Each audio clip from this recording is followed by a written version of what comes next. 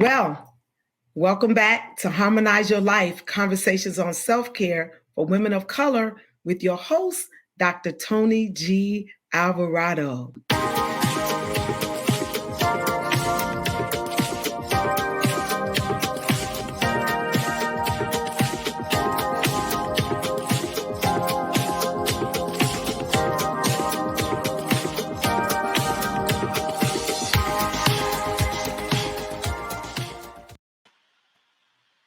Well, I'm glad to have you back here with us on today. I'm so excited about our guest who is here with us today, and I want to bring her into our screen so that you can see her lovely face. And I believe that you're going to enjoy our conversation. I have with me today Dr. Irene Abrons of Abrons Next Level Coaching, and we're going to have a wonderful conversation today concerning something that I don't know how many people actually think about when we think about self-care, health, and wellness. You know, this podcast is a lifestyle podcast, and I am passionate about self-care for women of color. Yes. And my guest on today is a wonderful guest for us to talk about this topic that we're going to be talking about today. We are going to be discussing on the Harmonize Your Life conversations on self-care for women of color, this issue of financial wellness. And I would that you would help me welcome to our podcast audience today, Dr. Irene Abrons.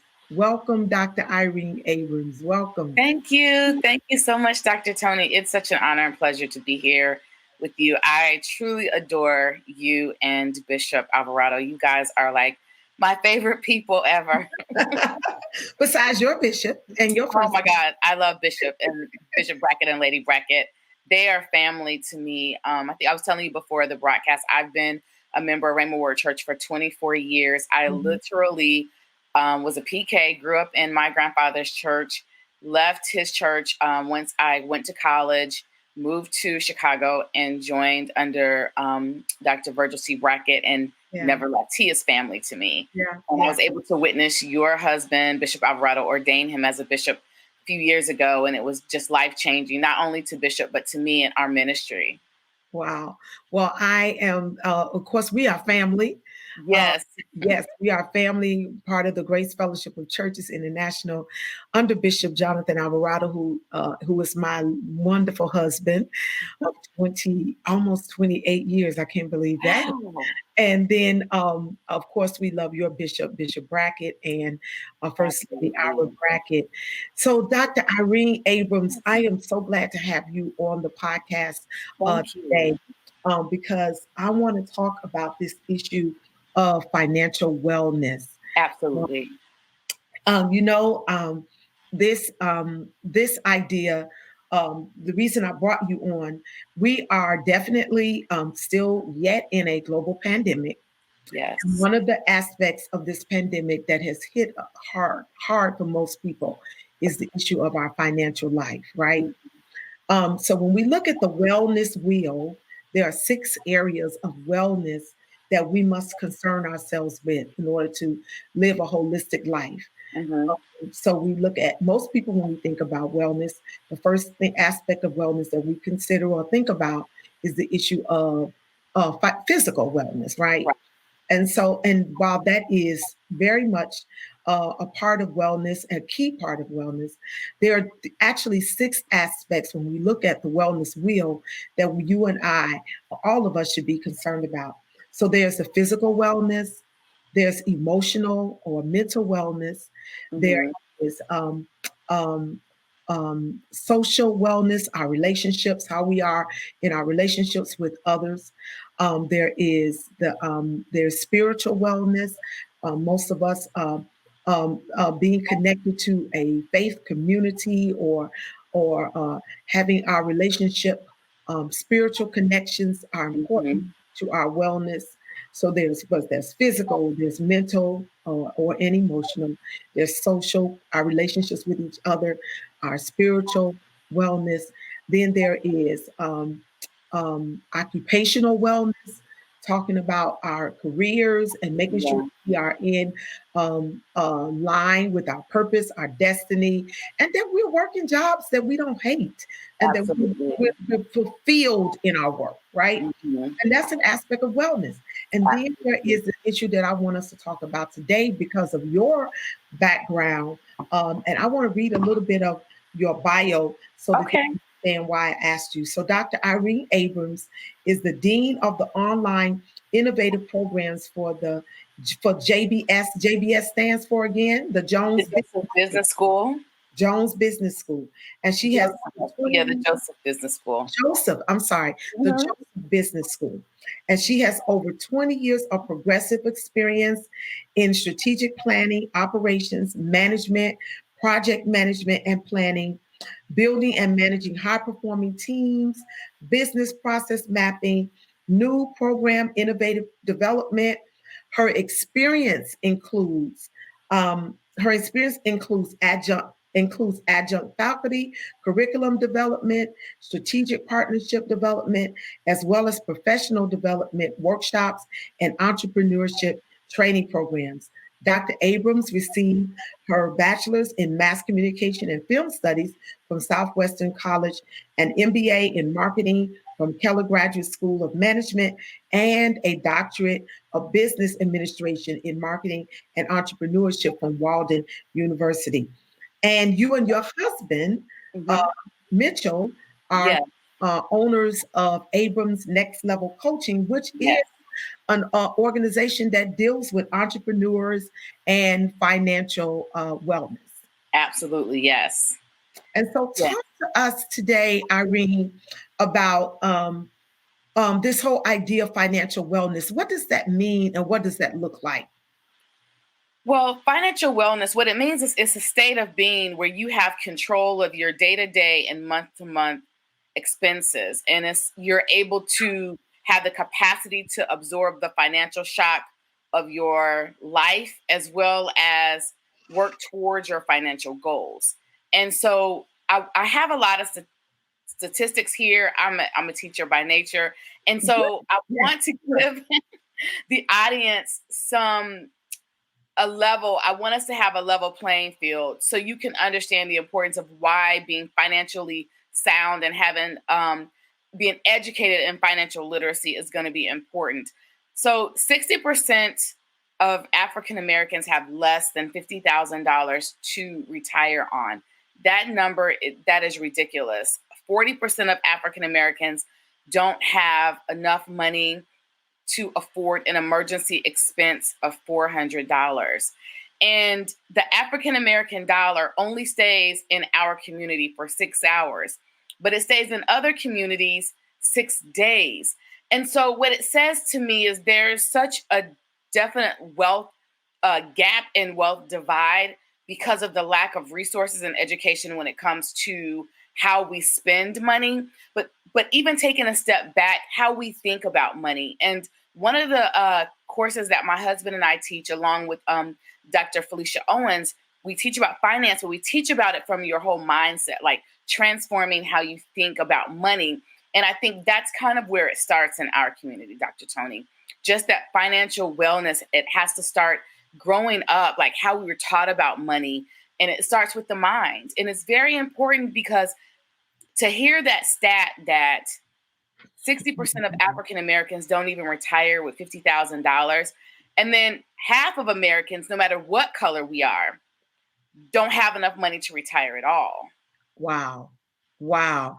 Which Yeah. is why many people, we're working beyond the age that that we should be working, Yeah.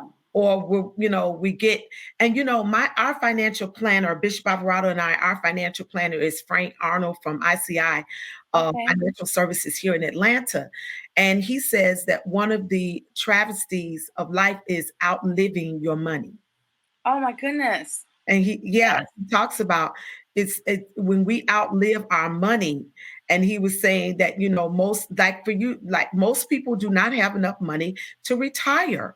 And so we get down to retirement and we're living on very meager means. And we're not, we may be sick physically, Yeah. because we're not able to work. Because we're not able to retire or rest, or God forbid, we have some type of medical condition that Right. requires finances, and one disease can really take you out in terms of financially. Well, and financial literacy is so important because it equips you with the skills and it equips you with the knowledge so that you can make effective decisions about your money and about how you spend your money and how you invest your money. And so you have to think, when you think about financial wellness, couples divorce, families split up, Uh-huh. people have mental breakdowns because of finances, because of money. People are in a state of depression because of lack of money management. And so, especially with this pandemic, what I saw was people were losing their jobs. And I was grateful that the government stepped in with the stimulus check, and the government stepped in unemployment. I know here in Illinois, Mm-hmm. they really did a good job with providing people with unemployment very, very quick. Mm-hmm. And they stopped evictions, they stopped foreclosures, because it could have been extremely worse than what it was. And I noticed that people were very depressed during this pandemic, not because they weren't able to go anywhere, but because suddenly they lost their jobs, they lost, the ability to make money. Some industries never even really recovered. When you look at the hospitality industry, a lot of restaurants, they can't operate at full capacity, so now they have to pick and choose who can come to work. You can, in Illinois, you can only sit like six to a table. So when you think about the economy, the effect that Yeah. COVID has had, people are having to make choices. And when they shut the schools down, I know in Illinois area, there were families that were affected because they didn't have food to feed their children. Yeah. Yeah. And our church is located in the inner city. We had a program where in the summertime we fed children in our community, because Mm-hmm. Mm-hmm. our church is in the Austin community, which is one of the highest it's 90% poverty level in the Austin community. And what our bishop wanted to do was be able to feed and clothe the community. And we were able to do that. But when COVID hit, we had to stop. And so, you have to think about how this pandemic has affected people financially. And it's been a travesty. We were almost back into the Great Depression times. Yeah, and we are in a very, very bad state when it comes to now what's interesting though, Wall Street seems to be booming, but Main Street is suffering.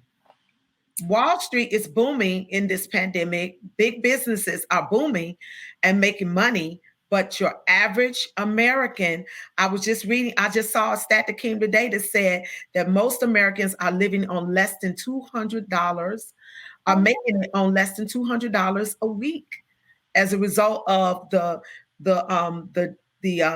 stimulus, the Congress not being able to come to an agreement on extending the government assistance.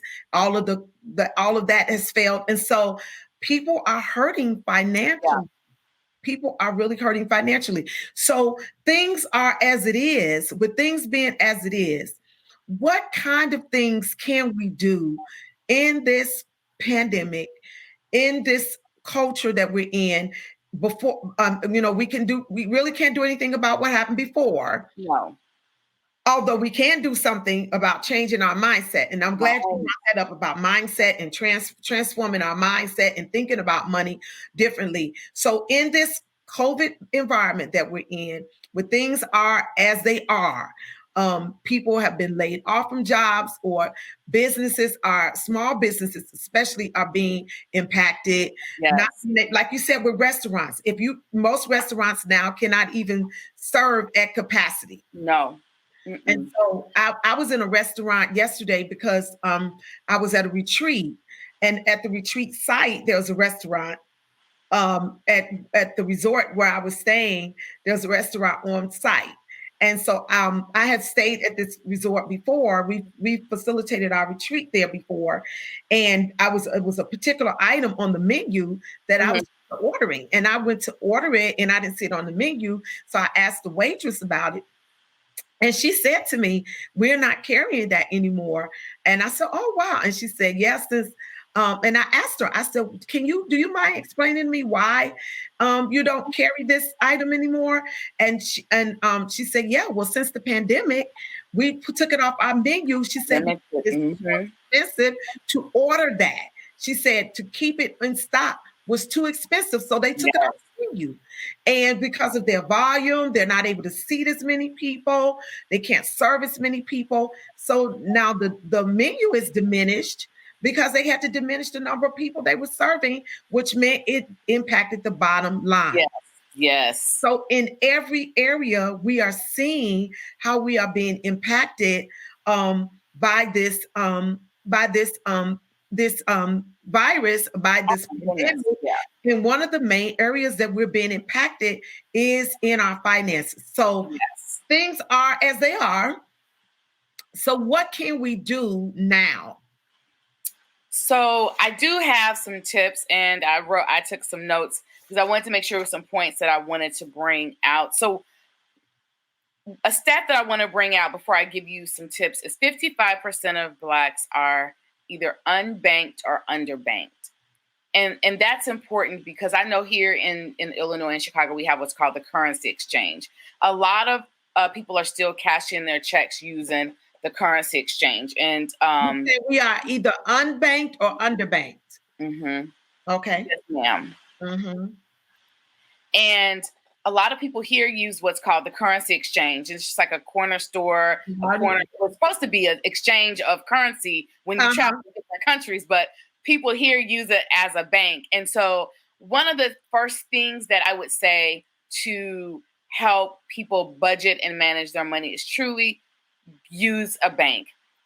Get a bank with the money that you have. Establish a checking and a savings account. That is very important because you want to be able to have a place where you're able to put your money. Now, they do have some different types of banking now that are digital. They have like Chime Banking, which is app-based. And so, I would recommend one of those. I would recommend a credit union, but you have to make sure that your money is in some sort of financial institution. But I want to talk to people that don't live off of a budget. What's going to be important is you write down all of your expenses. How much money do you have coming in and how much money do you have going out? And put yourself on a 30-day spending fast. I know that that's often hard to do. We often buy, because we're impulsive.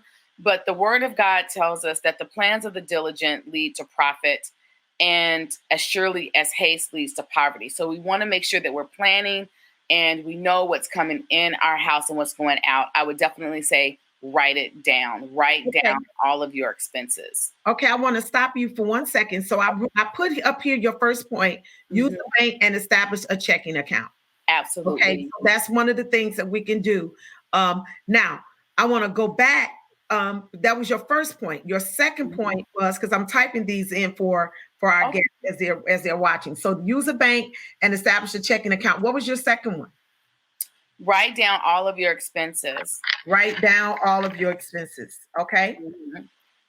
Okay. It's important to really know like what bills you have compared to how much money you have coming in your house.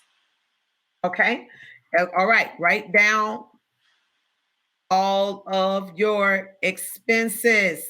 Mm-hmm. Okay. Write down. And this is, you would think that people knew this, and you would think this was common knowledge, or this was common practice for most people. But there are still a lot of people not writing down all of their expenses. And so if you don't know what's coming in, if you don't know what's going out, you really can't manage, if you don't know what's coming in and what's going out, you're not going to be able to manage your life financially. No, and I was one of those people, when me and my husband when we were dating, he was always good with money and I was terrible. My mom used to save me like all the time when I graduated from college and I was just living on my own. She was like my safety net, because I would spend all my money on frivolous things and she would just send me money to pay my bills. And so once we got married, Mitchell was like, you're going to have to stop that. You definitely have to plan out how to spend money. So he was the one that kind of he was the accounting major. He's the accountant. And so he would sit me down and really help me see how I was spending my money. And then when we sat down and we created a budget together and how to live off of a budget, that was one of the best things I think I could have ever done in my life, was learning how to live off of a budget. Otherwise, and then just learning discipline. I was very much an impulsive spender, and that's not good, which is why I mentioned I think it's important for people that have problems with money should definitely go on a 30-day spending fast to see. Go on a 30-day spending fast. I'm putting this up here. Now, I want to say something about that. A 30-day spending fast. I'm putting that up there. I'm putting that up there. 30-day spending fast. Now, let me say something about that, because one of our saving graces in this pandemic for the Alvarados and for those members of our church who participated, right in January, Bishop Alvarado called a financial fast for our church. And what a financial fast is, if you've never done one, is what you're talking about. It's a 30-day, but we did a 90-day. And we didn't enter into any contracts during that time. We didn't buy anything but what was necessary. We were not eating out. We were to eat at home, eat food that we already had at home. Yes. So we were going to buy stuff just to put it in the house to say we were eating at home. So we were eating. He was saying, eat yourself out of house and home. In other words, eat what's already there. Because we have food in our refrigerator, in our cupboards that we never cook or we never eat. And we go out and continue to buy stuff. But he was like, use the stuff that's already there. So we did that. And that 90-day spending fast or financial fast that we went on was our saving grace. I paid off more debt this year with less money coming into my house than I did prior to than I did last year. Yes. And important because our income was impacted when we weren't able to go, when our itinerant ministry fundamentally shut down, right? Right. Not traveling, not preaching, not going to conferences and honorariums and things of that nature stopped. And so thanks be to God, we were already on we were already managing our finances in a healthy way. And so because of that 90-day financial fast that we went on, so many of our members talked about how it helped them, and they were already prepared when the pandemic hit. They were already prepared financially for what was coming. Oh, that is key right there. That is really what helped me, is to see.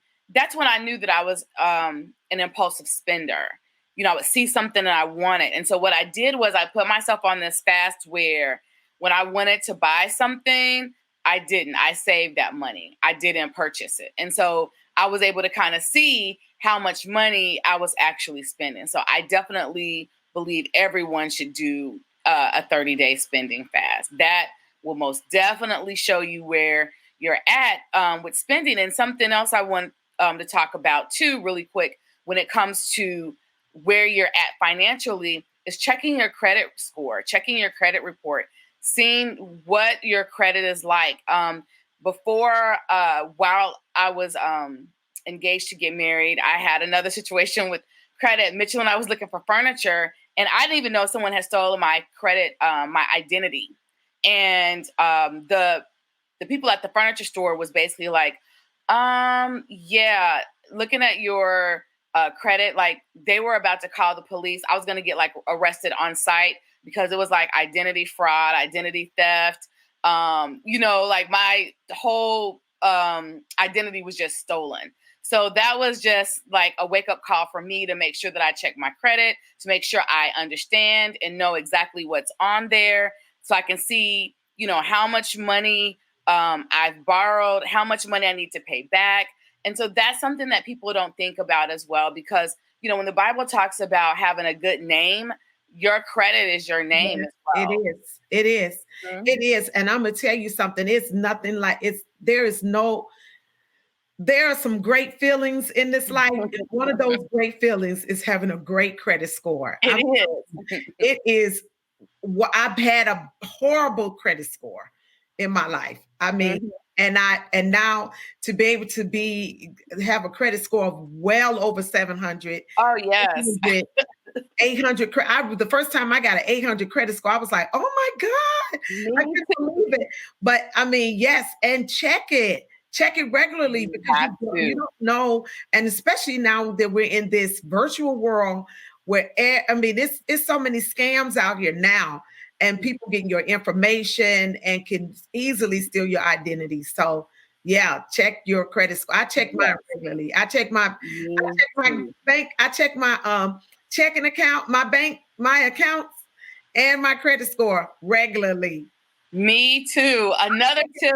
I check my checking account just in case somebody just dropped something in there that God just said, here, here's a blessing. I'm looking for a miracle in my checking account. Oh my goodness. Me too. I mean, that really brings me to my next point is writing. When you write down all your bills, write down like the due date and put calendar reminders in your phone so that you can pay your bills on time. That helps build credit score, that helps build relationships with lenders, as well as holding you accountable that you're going to pay your bills. Because it's easy to say, oh, my light bill is $300. I'm going to put $50 on it and pay the rest later, or put $50 on it and spend it on something else. So I think it's important to write down exactly when your bills are due, put a calendar alerts on it, and pay your bills on time. That helps. Talk about financial wellness, or talk about mental wellness, having peace. Like Dr. Toni just said, the joy you have knowing that your bills are paid, you're not dodging those phone calls. This is financial wellness. This is personal wellness. Yeah, and I'm so glad that you connected it to peace and our mental health and all of that, because people a lot of times don't see the connection between our finances and our peace, our finances and our physical wellness. Because if your money is not right, you're not right. No.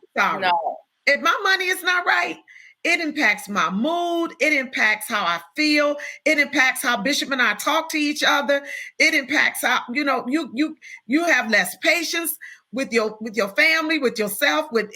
I'm telling you, if money is not right, and even married couples, I remember when Bishop and I first got married, we were so broke we couldn't pay attention, and both of us brought debt into our marriage. We brought horrible credit scores into our marriage, and thanks be to God, through years of paying off our bills, doing what we needed to do, becoming faithful tithers and givers in the house of the Lord, and giving beyond that, sowing and giving into other people. And as God began to bring resources and we became good stewards over the finances that God brought into our lives, it improved every aspect of our marriage and our relationship. And I can remember when we first got married, talking about money was an issue, and a lot of couples are wondering why they can't get along. Listen, you need to check what's happening with your money. You need absolutely. So those calendar reminders and due dates. That's good. And connecting that to our mental health is so. It really is. Yeah, and you really helped me with the other point I was going to have, talking about sowing and tithes and offering. You sow your way out of debt. You really can sow your way out of debt. God tells us that when we pay our tithes, He'll open up the windows of heaven over us and pour us out a blessing that there won't be room enough for us to receive it. So we pay our tithes and we give our offering. I like to hear, Bishop said, you can have open windows and empty pockets. Like you want to make sure you tithe and you give your offering.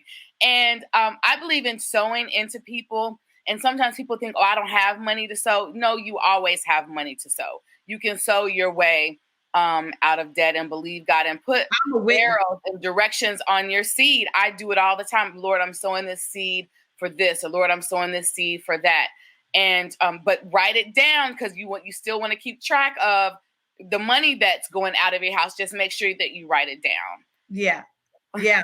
And so sowing and giving, um yes, through tithing and giving, not just, I mean, I start there with the tithe. I start there with my giving in the Yes. house of the Lord. But even beyond that, philanthropic works, sowing Yes. and giving into Yes. scholarship funds and young Mm-hmm. people and unrecorded giving. And when I mean unrecorded, by unrecorded, not my own recording of Right. what I got going out. But what I mean by is sometimes just sowing into people, not necessarily that I'm going to get a letter in return that says, hey, I gave this amount to someone else so that I can turn it in for my tax return. But I mean, just when God blesses me, having a generous heart and a generous spirit to, when I see a need, be a blessing. Absolutely. I did something this week. I sold into some friends this week. I had 10 friends that I sent something to in the mail. And I just sold it into them, right? I purchased the Yes. items and I went and I mailed them because some of them don't even live in my state. Right. And I Yeah. sold it.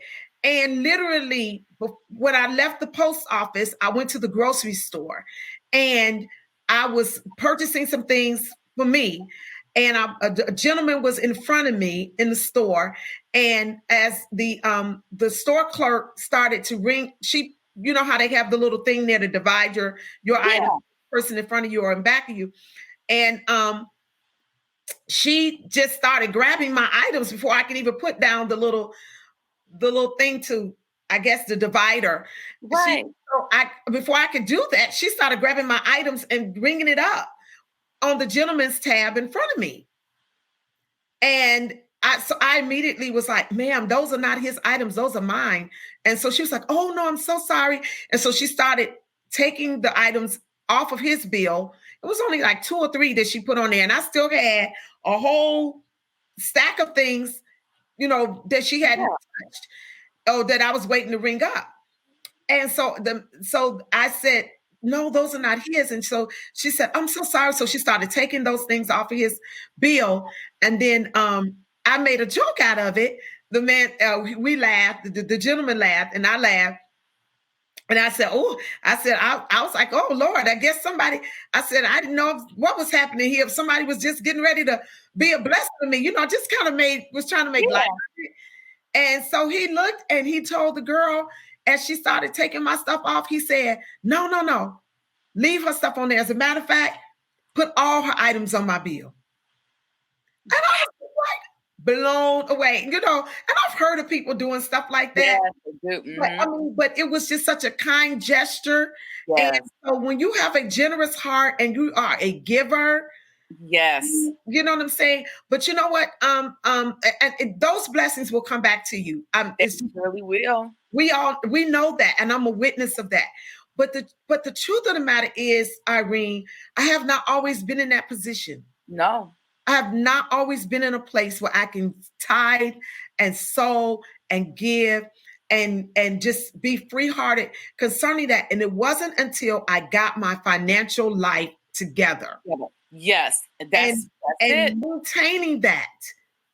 Because it Yes. takes work to maintain that over the years. That's a part of self-care. That And is a that's part a part of of self-care that we don't often talk about. We talk about financial health, but we don't relate it to self-care. And mainly we talk about self-care. We want to talk about mental health, which finances is connected to that. it So was can you connected. talk a little bit about that? Absolutely. It is financial wellness is so connected because I can tell you, like, I remember my grandparents just struggling and it being my grandfather was a pastor, but he had to raise, not only his children but his grandchildren, and that was a financial strain. And just watching them struggle, and my grandmother started to suffer with depression because of the financial burden. She was like older, and she kept saying God meant for young women to raise children. Now she was raising a whole second generation. So that was an issue, but the financial stress that was on her, I just really began to see that. And so that really helped me understand that it's important to make sure that you're financially sound, because that plays a part in your overall happiness. And so for people out there that go through this vicious cycle of spending money and then not having money, overdrafting your account, not answering phones because of bill collectors, your credit score is at 300, and you're trying to figure out why you are stressed, that's the main reason. It's going to be important for you to make sure that you get your finances in order, because then you'll begin to have peace of mind. And then you'll begin to be happier and expect the manifestations of God in your life. And so finances is a direct correlation of happiness. I mean, it really is. And understanding, when you understand who you are in God, and when you understand that the principles of sowing and tithing, and when you understand that God wants us to be blessed, it'll really help you change your mind about money. It'll help you sit down and be diligent to manage your money, because God is allowing us to be stewards over the money that he gives to us. And it's important for us to be good stewards over that money. I want to give another tip really quick about helping people to get out of debt or manage money. Mm-hmm. If you have something you're passionate about that you can create a business in, I truly believe one of the true ways to eradicate poverty is through entrepreneurship. You're able to make a limited amount of money. When you look at the story in First Kings, and a prophet asked, "What is in your house?" And she said, "All I have is oil." And he said, "Take that." And so God is asking you, what is in your house? Use a gift. Can you do hair? Can you do nails? Can you do childcare? What is in your house that can help you create an additional stream of income that will help take a financial burden off of you, as well as through entrepreneurship? So that is a tip. If you have a side business or a side passion that you can create into a stream of income, that can help you get out of debt as well, and that can help you towards financial freedom. So that is definitely something that I believe 100% in entrepreneurship. So I got here, entrepreneurship is a path to financial freedom. Yes, ma'am. Okay. So you said if you can do hair or whatever it is you can do. I was just talking to a young lady in my church who's into essential oils, and she's one of our millennials. And I was telling her, I said, "Girl, you need to get you an Etsy account, girl, because you could do." I mean, she's making candles. And I said, have you ever done Etsy? And I was telling her, get an Etsy account and start selling these candles. She's made some for me, and she's making some more. And I told her she made some for me for my birthday, as a birthday gift. And then I asked her to make me another one a few weeks ago. I was like, girl, I burned out my candle. I need another candle. And so I told her, I said, I told her what oils I enjoy. And I said, because I like aromatherapy. And I said, I would like you to make me some candles, but this time Co-Pastor is going to pay you for my candles. I told her, I said, thank you for sewing that candle into me for my birthday, but I want to support that. Yes. And I told her, I said, I see a business growing out of this for you. And I told her to get an Etsy account. And I said, let me pay you for making candles. Good. Yeah. I mean, if I can go to Bed Bath and Beyond or Hobby, all these other places and pay for candles, why not support one of my young people in a business, candle making business or whatever it is? And so entrepreneurship is a path to financial freedom. Absolutely. Wow. So you know what? We could talk about this forever. Irene, I am so grateful. I'm going to go over just real quick the point today, because you started out, you told us use a bank and establish a checking account. Yes. We're talking about financial wellness, you all. Listen, we're talking about financial wellness. Use a bank and establish a checking account. Stop wasting your money at these checking places that are charging you. And even with these checking accounts, make sure that you're getting the best type of account that's going to yield you some interest, and that will that's not going to charge you every time you charge you exorbitant amounts of money using your account. Then you said write down all of your expenses. Write it down. You got to know what's coming in. You got to know what's going out. Write down all of your expenses. You suggested a 30-day spending fast, and I talked about the 90-day financial fast that we went on as a church, and I know it works. I know it works. I've paid off so much debt this year by going on a spending fast, and it's to the point now where I'm just like, I like seeing money in my account. So Me too. Yes. Why do I need to even spend a whole lot of money? You're not going that many places. Eat at home, do whatever you need to do so that you're not spending so much money. Then check your credit score, you said. Yes. Check your credit score. That's very, very key, very important. You said put a calendar reminder for due dates on your bills so that you're not late. It costs you to be late on your bills. Yes, it does. It costs you to be late. And then you said, sow your way out of debt through tithing and giving. Yes. That's right. Become a generous giver. And then you said your finances are connected to your mental health and overall happiness. Absolutely. You need to understand that financial wellness is a part of self-care. And last but not least, you said entrepreneurship is a path to financial freedom. Yes, wow. It is. Wow. Irene, thank you. You're welcome. Thank you. I just want people to be, especially our people, to be blessed, because there's such a wealth gap between us and our counterparts. Is such a wealth gap. And it's important for us to understand and change our mind about money and begin to be the lender and not the borrower. And we have to get our finances in order to be able to do that. And that's another point. I need to put that up there. The last point, change our mind about, you said that at the beginning. Yes. And you saying it now at the end. I'm adding that because I want them to see that. Change our mind about money. Change your mind about money. You said it earlier that the mindset, transforming our mind, is where it begins. And I know for me, that's where it began. When I started seeing money differently and started seeing money not just for my own need, but for the purpose and plan of God for my life. And that money is there to facilitate that purpose and plan for God. And because I'm serious about my purpose and the plan of God for my life, I'm serious about my money. Don't mess with my money. Don't mess with my money. Okay. And I'm from the south side, you from the west side of Chicago. Yep. We don't play. No. Oh God. Thank you again, Irene. Thank you. You are a wonderful woman of God.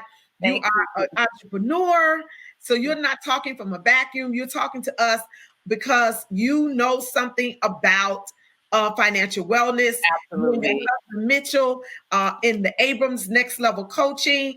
I want to let them know where they can find you. Let's see here. They can find you. I got here. Your website is there. Yeah. Would you want to tell them what they'll find when they go to your website? Sure. My husband Mitchell and I want to say we've actually celebrated 22 years of marriage this year. It's a lot coming out, Dr. Toni. We actually have a book coming out next month called Supercharge Your Marriage. And it's about just different topics of things that Mitchell and I went through. Like I talked about the credit, I talked about finances. There's some funny stories in there. But when you go to Abrons Next Level Coaching, you'll find we do business coaching. I help organizations, especially non-for-profits, write their strategic plan. Mitchell is in accounting, so he's actually a forensic accounting. He goes in companies and helps them find missing money. He's our church's accountant, our bishop's personal accountant. He's very passionate about helping African-American churches when it comes to making sure their books are in order. But he's an accountant where he's able to go in and find missing money. We go and work with companies together, helping them go to the next level. So some of them are mainly small and medium-sized organizations. We go and help with leadership, transition changes, and operations and logistics. And so both of us just love God, and we love doing what we're doing. And it's such an honor again to be here with you, Dr. Toni. All right, y'all, look up Irene Abrons at nextlevelcoaching.com. That's Abrons Next Level Coaching. Abrons, Abrons, nextlevelcoaching.com. On Facebook. I'm saying this for those who are listening and not necessarily watching us on YouTube. So Abrams Next Level Coaching is where you'll find them on on Facebook, and on IG and Twitter, you'll find them at Abrams Next Level. So go there, Dr. Irene Abrams. You'll find her and her husband Mitchell there at Abrams Next Level Coaching. Listen, if this is your first time to the Harmonize Your Life Conversations on Self-Care for Women of Color podcast, I want to invite you to join us on YouTube. You can watch this interview with Dr. Irene Abrams. You can watch this conversation. You can listen and watch. You can listen on your favorite podcast podcast medium, wherever you listen to your podcast. You can find us on Apple Podcasts, on Google Podcasts, and on Spotify. And now you can listen and watch us at Dr. Toni G. Alvarado on YouTube. This is the Harmonize Your Life Conversations on Self-Care for Women of Color. Ladies, if you've not already signed up to be a member of the Harmonize Your Life Women's Self-Care Network, you need to come on and join our self-care network so that you can get more information and how to be healthy, whole, and to live a holistic life with fun ways for implementing self-care in your life, for satisfying ways, and so that you can be healthy and you can be connected to a community that is concerned about self-care for women of color. You can find that information on my website at drtonyalvarado.com. I want you to meet me there on my website. Sign up for the Harmonize Your Life Self-Care Network there. Subscribe to my YouTube channel so that we can bring more people like Dr. Abrams to you. We have very, very capable women and men. We've had a few men on here too. We've had a few good men and some very capable women who have been guests on the Harmonize Your Life Conversations on Self-Care for Women of Color podcast, because we want to make sure that we are living a lifestyle of harmony. We want to make sure we're living a lifestyle of wellness, wholeness in every area of our lives, especially this week in our financial lives. All right. Thank you again, Irene. Thank you so much for being on our show on today. We're grateful, and I can't wait to bring you back again. Maybe when that book comes out, yes, you and Mitchell back, and we can talk a little more. We'll get Bishop Alvarado in the studio, and we'll work together. Thank you. I appreciate you coming on. Thank you.